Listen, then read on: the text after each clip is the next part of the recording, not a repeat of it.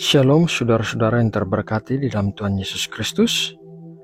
Kiranya Allah Bapa memberkati kita dengan roh wahyu dan hikmat untuk bisa mengenalnya dengan benar. Dan kiranya Ia menjadikan mata hati kita terang untuk mengerti pengharapan apa yang kita miliki di dalam Dia. Saudaraku, mari kita berdoa untuk mempersiapkan hati kita sebelum mendengarkan renungan firman Tuhan pagi ini. Tuhan Allah kami, Tuhan yang Maha Besar, Pencipta langit dan bumi beserta isinya, Engkau adalah sumber pengharapan kami. Engkau adalah kekuatan kami. Bersamamu kami bisa melewati segala kesulitan karena gadamu dan tongkatmu, itulah yang menjaga kami. Bapa, di pagi hari yang indah ini, kembali kami datang untuk bersatu. Kami percaya Roh Kudus akan berbicara kepada setiap orang secara pribadi untuk menyampaikan kehendak Tuhan. Kami percaya ada berkat yang tersedia melalui renungan yang kami dengar setiap hari. Terima kasih ya Bapa. Saat ini kami mau berdoa memohon Engkau menyembuhkan saudara-saudara kami yang sedang sakit dan lemah. Kiranya kuasa kesembuhan-Mu menjamah dan menyembuhkan dari setiap penyakit di dalam nama Tuhan Yesus Kristus yang penuh kuasa. Berkatilah juga dengan pemulihan dan kekuatan yang baru. Terima kasih Bapa. Kami mau berdoa bagi masalah-masalah lain yang dihadapi saudara-saudara kami. Kiranya Engkau memberikan pertolongan dan jalan keluar. Kiranya Engkau menguatkan iman setiap orang dengan kehadiran-Mu yang nyata.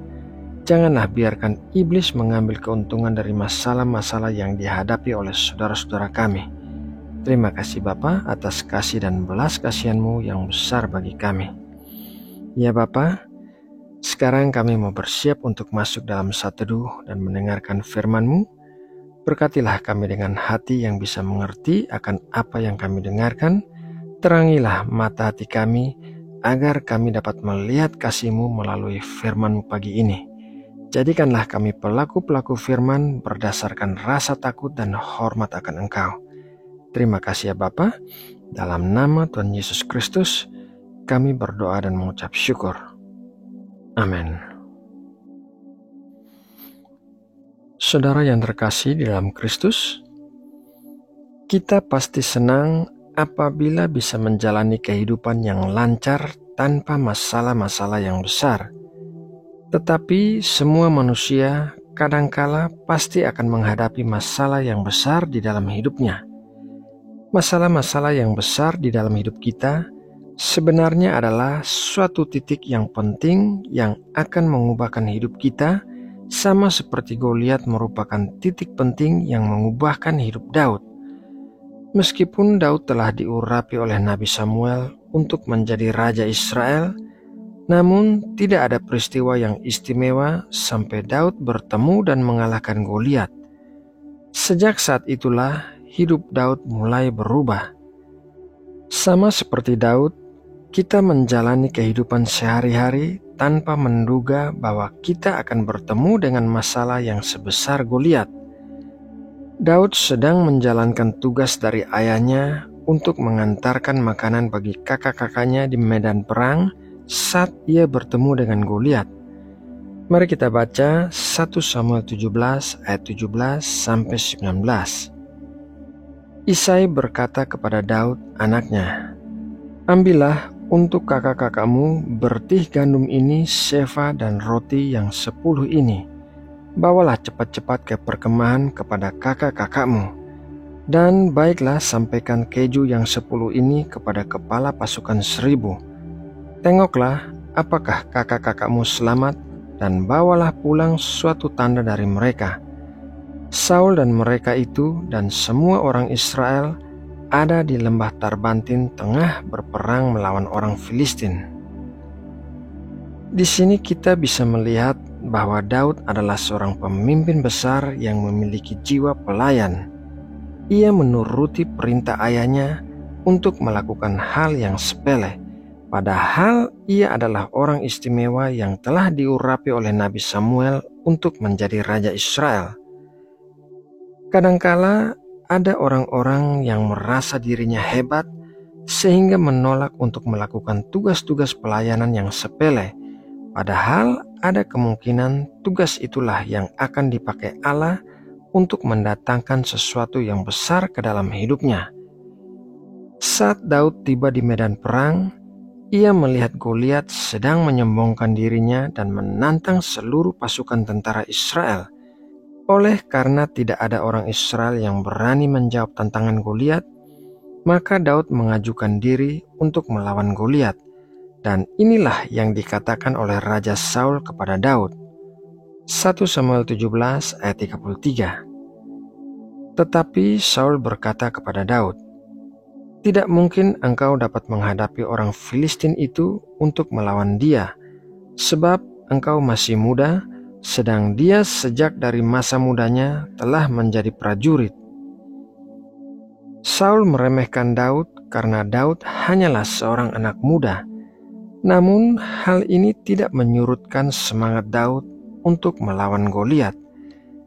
Kita harus mencontoh apa yang dilakukan Daud, yaitu memilih untuk mempercayai Allah dibandingkan mendengarkan kata-kata orang yang tidak dekat dengan Allah. Mari kita lanjutkan membaca ayat berikutnya, 1 Samuel 17 ayat 34-37. Tetapi Daud berkata kepada Saul, "Hambamu ini biasa mengembalakan kambing domba ayahnya. Apabila datang singa atau beruang yang menerkam seekor domba dari kawanannya, maka aku mengejarnya, menghajarnya, dan melepaskan domba itu dari mulutnya. Kemudian apabila ia berdiri menyerang aku, maka aku menangkap janggutnya lalu menghajarnya dan membunuhnya. Baik singa maupun beruang telah dihajar oleh hambamu ini, dan orang Filistin yang tidak bersunat itu, ia akan sama seperti salah satu daripada binatang itu, karena ia telah mencemooh barisan daripada Allah yang hidup." Pula kata Daud, "Tuhan yang telah melepaskan aku dari cakar singa dan dari cakar beruang, Dia juga akan melepaskan aku dari tangan orang Filistin itu." Kata Saul kepada Daud, "Pergilah, Tuhan menyertai engkau." Sebelum Daud melawan Goliat, Allah telah mempersiapkannya dengan kemenangan-kemenangan kecil melawan singa dan beruang sewaktu menjaga kawanan ternak ayahnya. Saat melawan singa dan beruang, Daud tidak pernah menyangka bahwa itu adalah latihan yang diperlukannya untuk menghadapi Goliat. Begitu juga dengan masalah-masalah kecil yang terjadi di dalam hidup kita merupakan latihan yang akan mempersiapkan kita untuk menghadapi masalah yang sangat besar sebagai sebuah momen yang akan membawa kita masuk dalam rencana besar Allah bagi kita.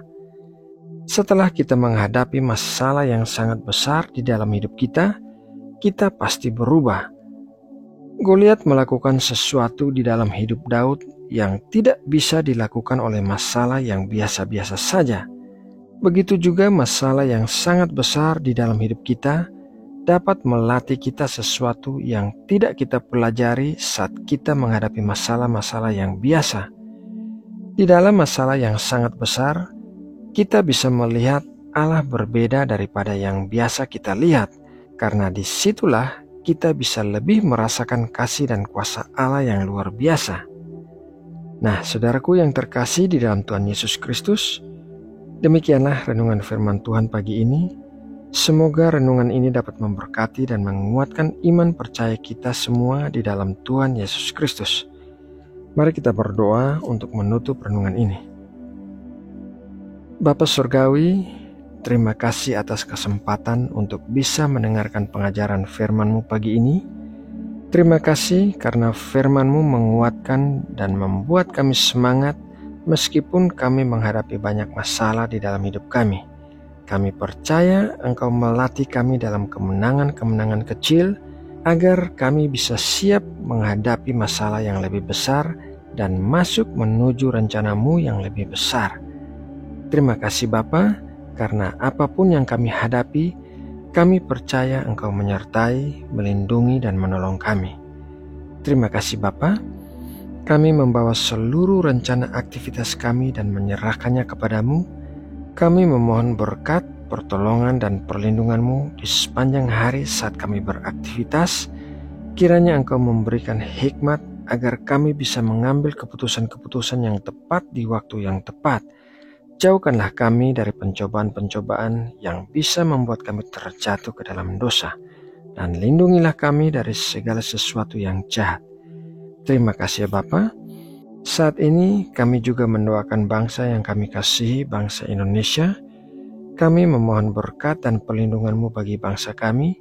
Kami memohon kesejahteraan dan keamanan di seluruh penjuru negeri. Berikanlah hikmat, berikan kebijaksanaan, pengetahuan, dan rasa takut akan Engkau bagi para pemimpin Indonesia dan para pengambil keputusan penting. Terima kasih Bapa. Dalam nama Tuhan Yesus Kristus, kami berdoa dan mengucap syukur. Amin.